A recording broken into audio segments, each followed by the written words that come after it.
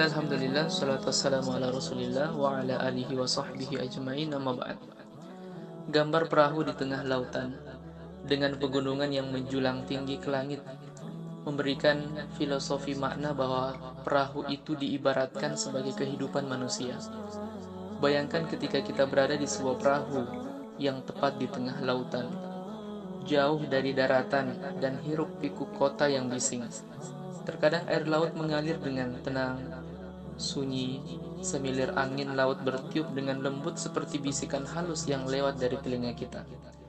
Namun terkadang, air laut juga bertingkah sebaliknya, yaitu mengalir dengan suara gemuruh ombak yang mengombang-ambingkan sebuah perahu, sambil memanggil angin badai dan gemuruh suara kilatan petir yang saling sahut-menyahut.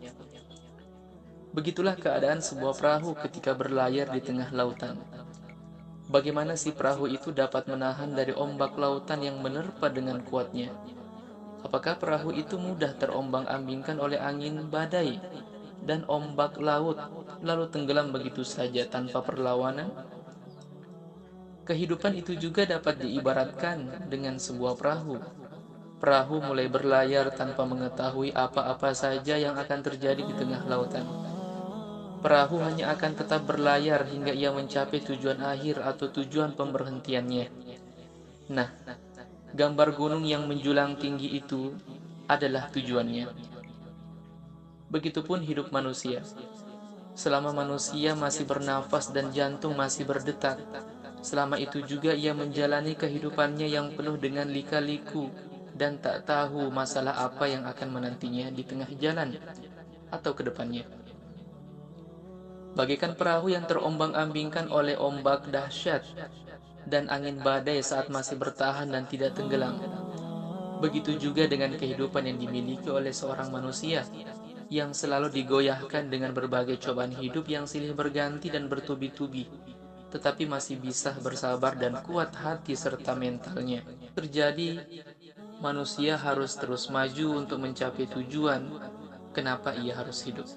Sebab proses kehidupan itulah yang bermakna daripada hasil yang ia dapatkan di akhir.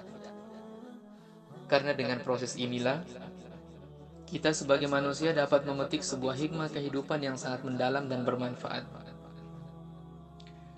Proses tarbiyah Islamiyah yang menitik beratkan dari penyucian jiwa, itulah ibarat nahkoda yang berada di atas perahu yang berlayar untuk mencapai tujuan pelayaran, yaitu Pulau Harapan.